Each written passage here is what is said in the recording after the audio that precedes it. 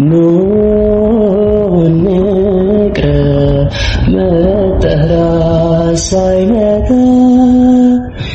ኑ እንቅረብ መጠራት ሳይመጣ። ከጭንቀት መውጣት ትፈልጋለህን? የቅዱሳን አባቶች የሕይወት ምስጢር። ሰላም ውድ የምክረ ቅዱሳን መንፈሳዊ ቤተሰቦች፣ ዛሬ ልባችሁን የሚያረጋጋና ሕይወታችሁን የሚለውጥ እጅግ አስፈላጊ መልእክትን ይዤላችሁ መጥቻለሁ። በዙሪያችን ባለው ዓለም ውስጥ ጭንቀት፣ ስጋትና ፍርሃት የብዙዎቻችን የዕለት ተዕለት አጋሮች ሆነዋል። ምናልባት አሁን እርስዎም በኑሮ ውጣ ውረድ፣ በጤና ጉዳይ፣ በቤተሰብ ችግር ወይም በወደፊት እቅዶቹ ምክንያት በከባድ ጭንቀት ውስጥ ሆነው ይህንን ቪዲዮ እየተመለከቱ ይሆናል። ምናልባት እንቅልፍን አጥተው የዕለት ተዕለት እንቅስቃሴውም ተስተጓጉሎብዎት ይሆናል። ነገር ግን ተስፋን አይቁረጡ። ከዚህ አስጨናቂ ሁኔታ መውጣት የሚቻልበት እውነተኛ መንገድ አለ። ቅዱሳን አባቶቻችን በሕይወታቸው ያሳዩን ከጭንቀት ባሻገር ያለውን እውነተኛ ሰላምና ዘላቂ ደስታ የምናገኝበትን ምስጢር ዛሬ አብረን እናያለን። ይህ ቪዲዮ ከጥንት አባቶች ጥበብ የተወሰደ ልብን የሚገዛና ሕይወትን የሚለውጥ መንፈሳዊ ትምህርት ይዞ መጥቷልና እስከ መጨረሻው በትዕግስት ተከታተሉኝ። የጭንቀት ምንጭ ምንድነው? ታዲያ ይህ ሁሉ ጭንቀት ከየት መጣ? ምንጩስ ምንድነው? በሥላሴ ስም እናያለን። ቅዱስ ዮሐንስ አፈወርቅ እንደሚነግረን ጭንቀት ዋነኛ መንስኤ ከሁለት ዋና ዋና ነገሮች የመነጨ ነው። የመጀመሪያው ከእግዚአብሔር መራቅ ሲሆን፣ ሁለተኛው ደግሞ የዚህ ዓለም ነገሮችን ማሳደድ ይሆናል። ሰዎች የእግዚአብሔርን ሐሳብና ዕቅድ ባለመረዳት የራሳቸውን ፍላጎትና ዓላማ ከእግዚአብሔር ፈቃድ ሲያስቀድሙ ለጭንቀት እንደሚዳረጉ ቅዱስ ዮሐንስ አፈወርቅ ያስተምራል። በእግዚአብሔር ላይ ያለ እምነት ማጣት ወይም የእርሱን አሳቢነትና አመራር አለመቀበል የጭንቀት ቁልፍ መንስኤ ነው። ሀብትን፣ ስልጣንን፣ ዝናን ወይም ሌሎች የዚህ ዓለም ምኞቶችን አጥብቆ መፈለግም ለጭንቀት ይዳርገናል።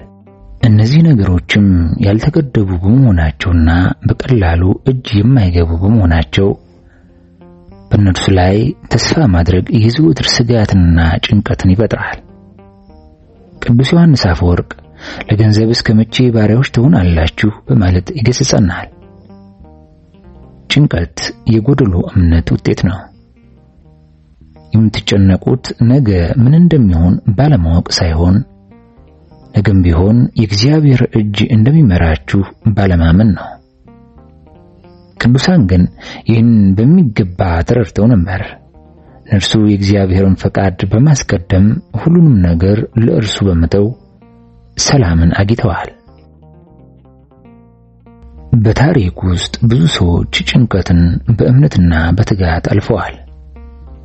የእግዚአብሔር ቃል በሕይወታችን ውስጥ እንዲሰራ መፍቀድ ትልቅ መፍትሄ እንደሆነ ቅዱስ ዮሐንስ አፈወርቅ ያስተምራል።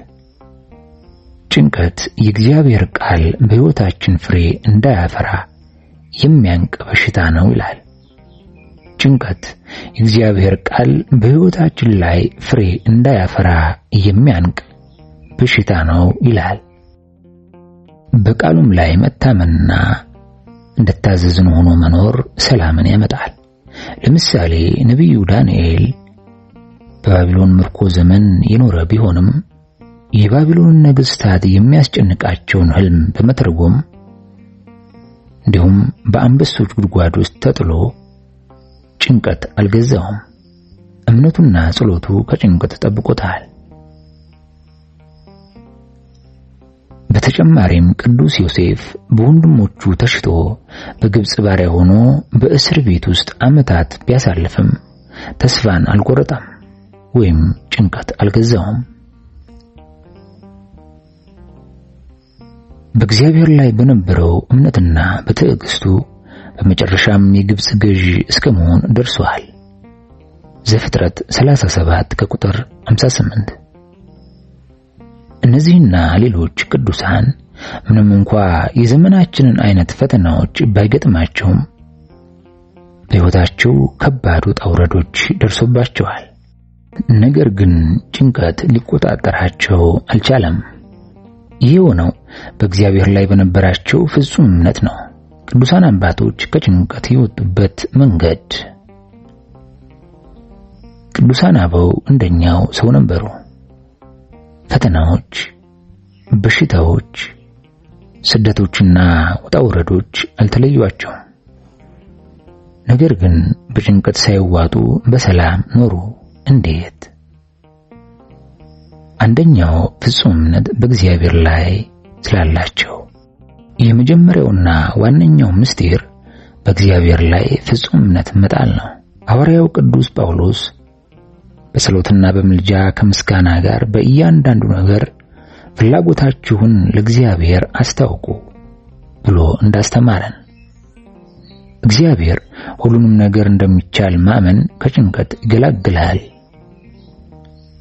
ጌታችን ኢየሱስ ክርስቶስ ደቀ መዛሙርቱን ከጭንቀት እንዴት መውጣት እንደሚቻል አስተምሯል። በማቴዎስ ወንጌል ምዕራፍ 6 ከቁጥር 25 ላይ እንዲህ ይላል፣ ስለዚህም ምን እንበላለን፣ ምንስ እንጠጣለን፣ ምንስ እንለብሳለን ብላችሁ ለነፍሳችሁ አትጨነቁ። ጌታችን ይህንን ያለው የሰው ልጆች ስለ ነገ ብዙ እንደሚጨነቁ ስለሚያውቅ ነው። በመቀጠልም ወፎችን ተመልከቱ፣ አይዘሩም፣ አያጭዱም፣ በጎተራም አይከቱም፣ የሰማዩ አባታችሁ ግን ይመግባቸዋል። እናንተ ከነርሱ እጅግ አትበልጡምን? በማለት እምነት እንዲኖረን አበረታቶናል። ቅዱስ ዮሐንስ አፈወርቅም እግዚአብሔር ሁሉን አውቆና ፈቅዶ እንጂ ያለ ፈቃዱ ምንም እንደማይሆን ማመን ሰላምን ያመጣል ይላል። ፈጣሪ ወፎችንና አበቦችን የሚመግብ ከሆነ ስሙን ለመቀደስ ክብሩን ለመውረስ የፈጠረንን እኛንማ ይበልጥ ይጠብቀናል። ሕይወታችንን ለእርሱ አሳልፈን ስንሰጥ እውነተኛ ሰላም እናገኛለን። ቀን በቀን ጸሎት ማድረግ አለብን። በየቀኑ ቢያንስ ለ5 ደቂቃ ለጸሎት ጊዜ መስጠት አለብን። በዚህ ጊዜ ውስጥ ጭንቀታችሁን ሁሉ ለፈጣሪ ንገሩት፣ በፍጹም ልባችሁ እመኑት። አቤቱ ሸክሜን አቅልልልኝ በሉት። ሁለተኛው ምስጢር ትህትናና ራስን ዝቅ ማድረግ ነው። ትዕቢት ሰላምን ይነሳል። ትህትና ደግሞ ሰላምንና መረጋጋትን ያመጣል። ቅዱስ ዮሐንስ አፈወርቅ ትዕቢትን የዓለም መከራዎች ሁሉ መነሻ አድርጎ ይወስደዋል።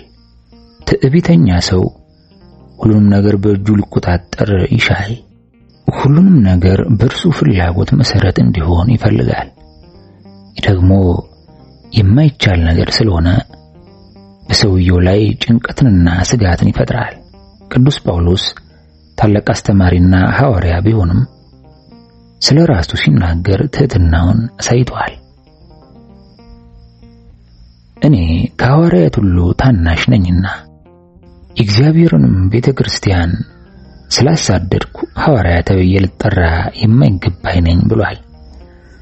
በአንደኛ ቆሮንቶስ ምዕራፍ 15 ከቁጥር 9 ላይ እንዲህ በማለትም ራሱን ዝቅ አድርጓል። እርሱ ብዙ በመከራና በድካም ውስጥ ያለፈ ቢሆንም በትህትናው ምክንያት ሰላምን አግኝቷል። ትዕቢተኛ ወይም ትዕቢት ከእኛ የተሻለ ሌላ ሰው እንደሌለ ስለምናስብ ብዙ ነገር በእኛ ላይ እንደተመሰረተ እንዲሰማን ያደርጋል። ራሳችንን ከፍ ስናደርግ የሌላውን ጉድለት ስንመለከት የማያቋርጥ ፍላጎት ሲያድርብን ጭንቀት ይወርሰናል። ትሁት ስንሆን ግን የሌሎችን ሸክም እናቀልና የራሳችንን ሸክም ቀላል እናደርጋለን። ትህትናም ሰላምን ያመጣል።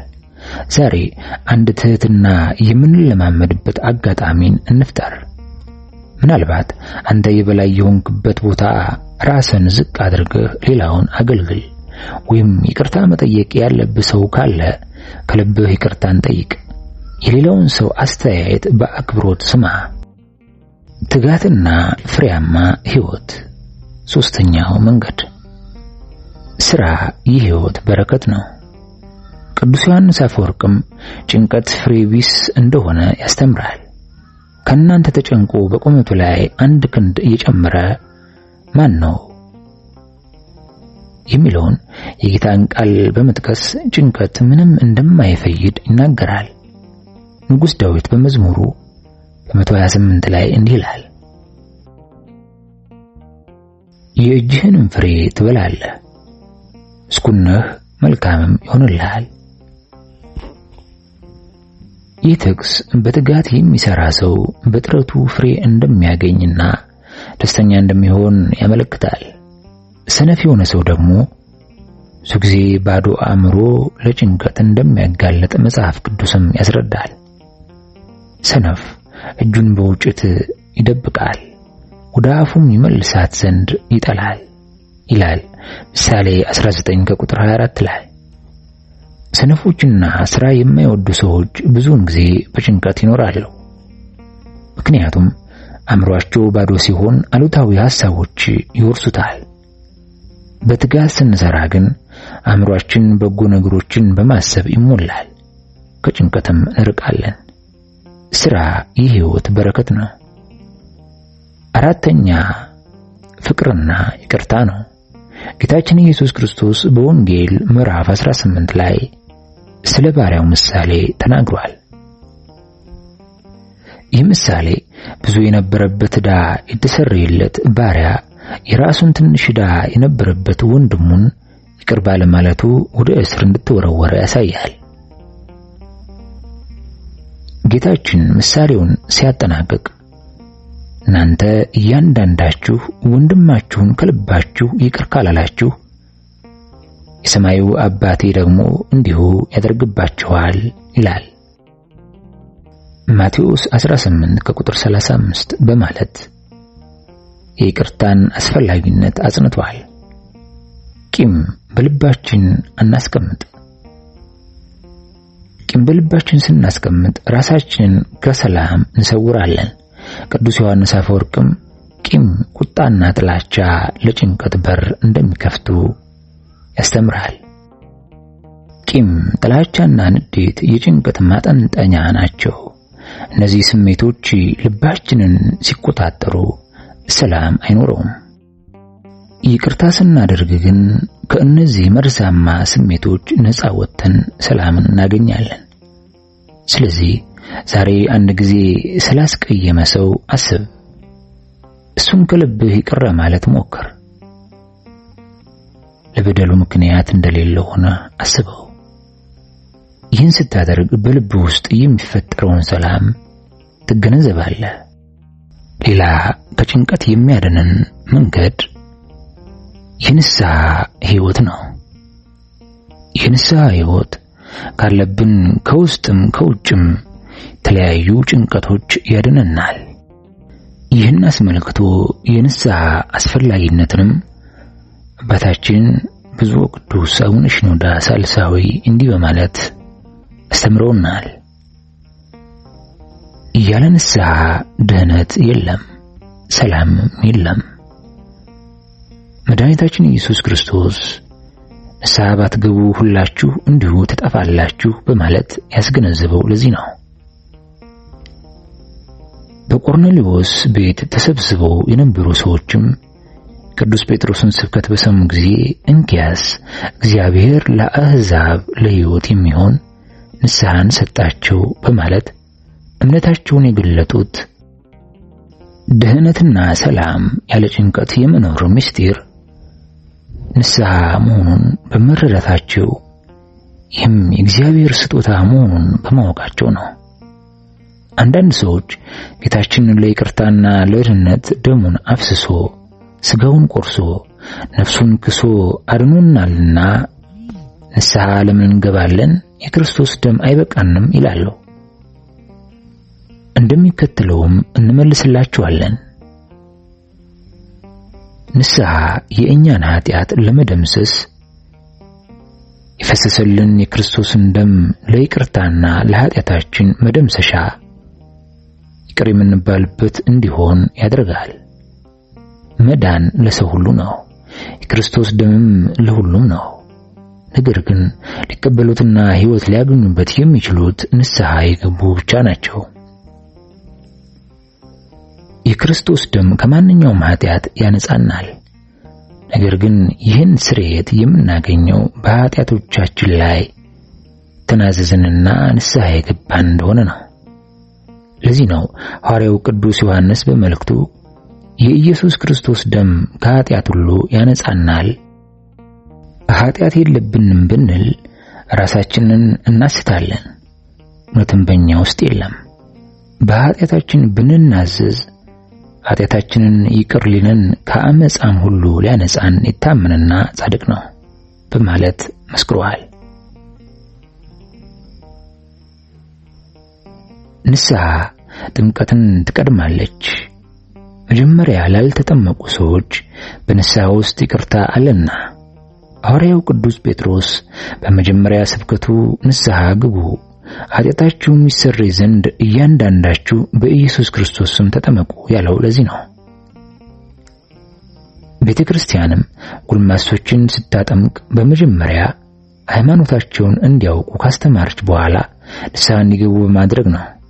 ንስሐ ያልገቡትን ማጥመቅ በሥርዓተ ቤተክርስቲያን የተከለከለ ነው። ንስሐ በውስጡ ይቅርታን ብቻ ሳይሆን እምነትንም ይይዛል።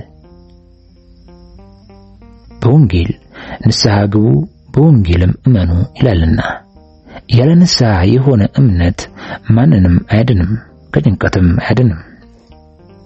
ንስሐ ከቅዱስ ቁርባን በፊት ነው። ንስሐ ያልገባና ከኃጢአቱ ስርየትን ያላገኘ ያልነጻ ሰው ቅዱስ ቁርባንን መቀበል የለበትም። በመጽሐፉም ቅዱሳን ሁኑ ከእኔም ጋር ወደ መስዋዕቱ ኑ ይላል። እንዲህ በማለት የተጻፈው ቃል የሚያስረዳው ወደ ተቀደሰው መስዋዕት ከመቅረብ አስቀድሞ ከኃጢአት መንጻት የሚገባ መሆኑን ነው። ከዚህ ጋር ሐዋርያው ቅዱስ ጳውሎስ ደግሞ ስለዚህ ሳይገባው ይህን ኅብስት የበላ ወይም የጌታን ደም የጠጣ ሁሉ የጌታ ሥጋና ደም ዕዳ አለበት ይላል። ሰው ግን ራሱን ይፈትን፣ እንዲሁም ከኅብስቱ ይብላ ከጽዋውም ይጠጣ። ሳይገባው የሚበላና የሚጠጣ የጌታን ሥጋ ስለማይለይ ለራሱ ፍርድ ይበላልና ይጠጣልና ይላል። እንዲህ በማለት የተናገረው ቃል ቅዱስ ቁርባን ከንስሐ በኋላ መሆኑን የሚያስገነዝብ ነው። ንስሐ ከሁሉም ምስጢራተ ቤተክርስቲያን በፊት ነው። ምክንያቱም ምስጢራትን ሁሉ ለመፈጸም የሚያበቃው የመንፈስ ቅዱስ ጸጋ እንዲሁም በረከት የሚገኘው በንስሐ ስለሆነ ነው። በሉቃስ ወንጌል ታሪኩ የተመዘገበው የጠፋው ልጅ ወደ አባቱ ቤት ለመግባት የቻለው ንስሐ ከገባ በኋላ ነው።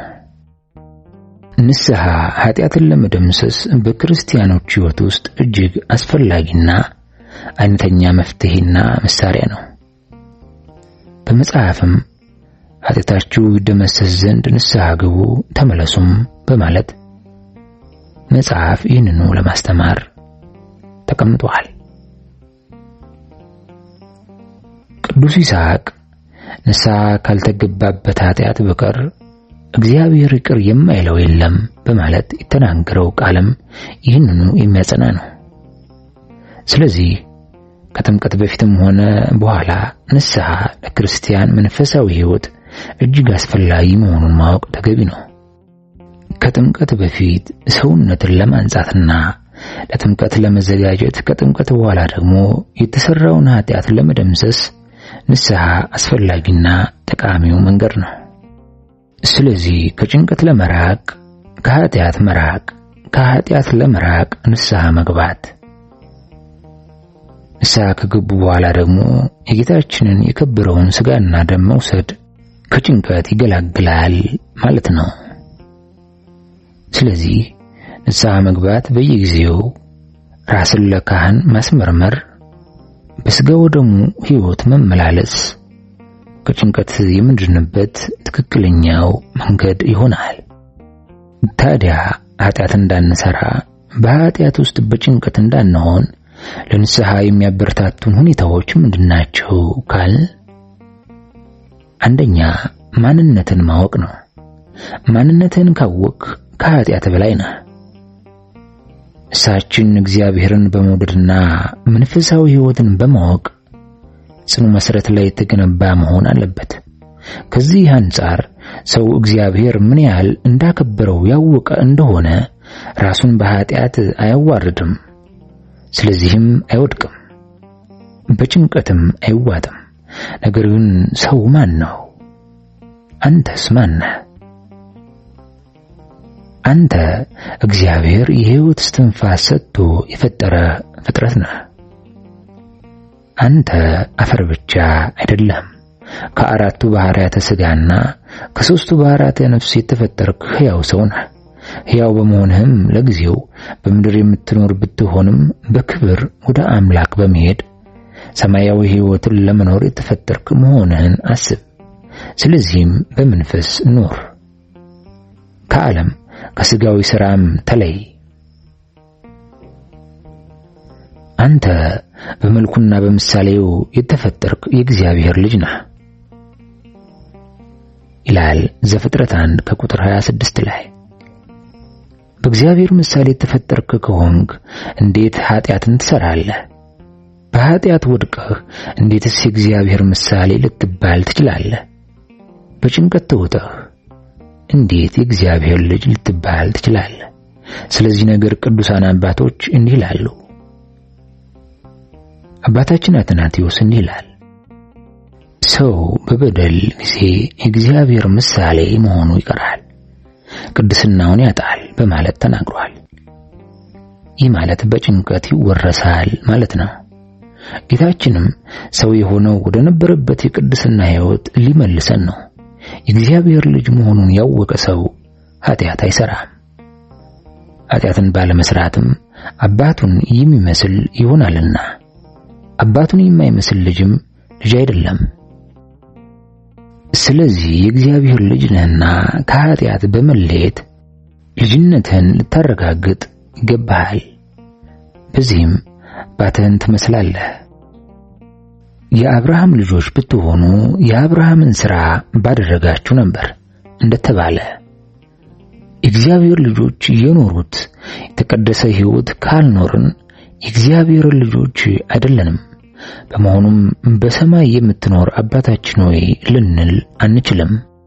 ሐዋርያው ቅዱስ ዮሐንስም ጻድቅ እንደሆነ ካወቃችሁ ጽድቅን የሚያደርጉ ሁሉ ከእርሱ እንደተወለደ እወቁ በማለት የእግዚአብሔር ልጆች ኃጢአትን በመተው ጽድቅን የሚያደርጉ መሆን እንዳለባቸው አስተምረዋል።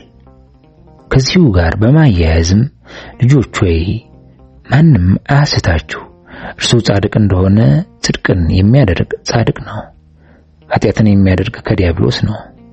ከእግዚአብሔር የተወለደ ሁሉ ኃጢአትን አያደርግም፣ ከእግዚአብሔር ተወልዷልና ኃጢአትን ሊያደርግ አይችልም።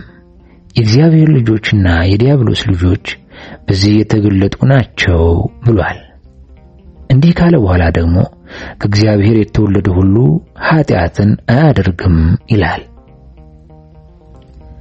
ኃጢአትን ካላደረገም በጭንቀት አይዋጥም።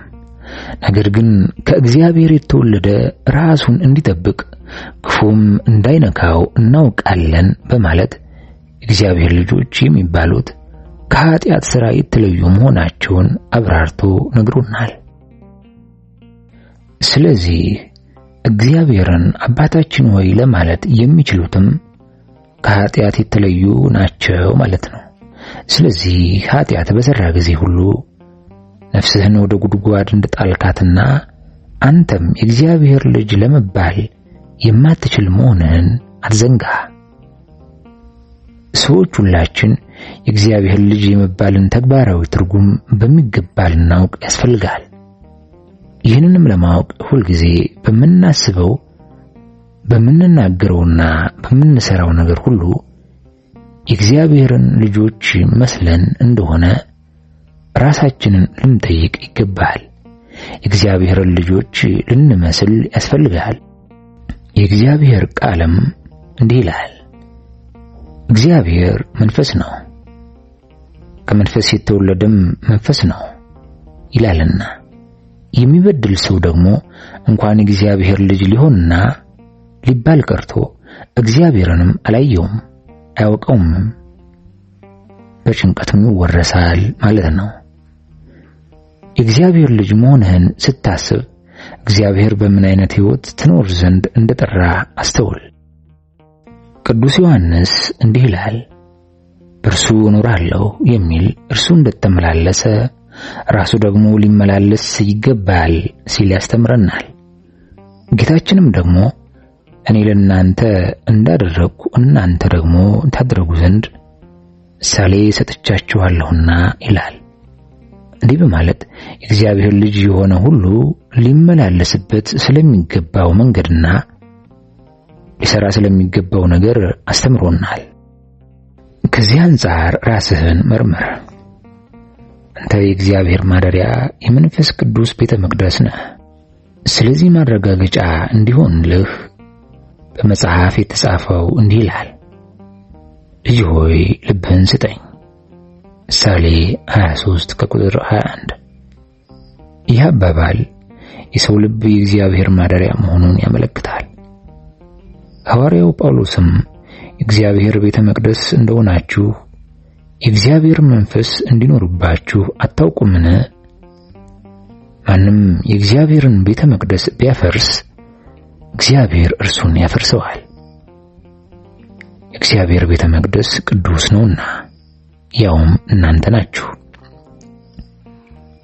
እንዲሁም ደግሞ እኛ የሕያው እግዚአብሔር ቤተ መቅደስ ነንና፣ እንዲሁም እግዚአብሔር ተናገረ እንዲህ ሲል፣ በእነርሱ እኖራለሁ፣ መካከላቸውም እመላለሳለሁ፣ አምላክም ሆናቸዋለሁ፣ እነርሱም ሕዝቤ ይሆናሉ በማለት ሰዎች የእግዚአብሔር ማደሪያዎች ለመሆን መመረጣቸውን ተናግሯል።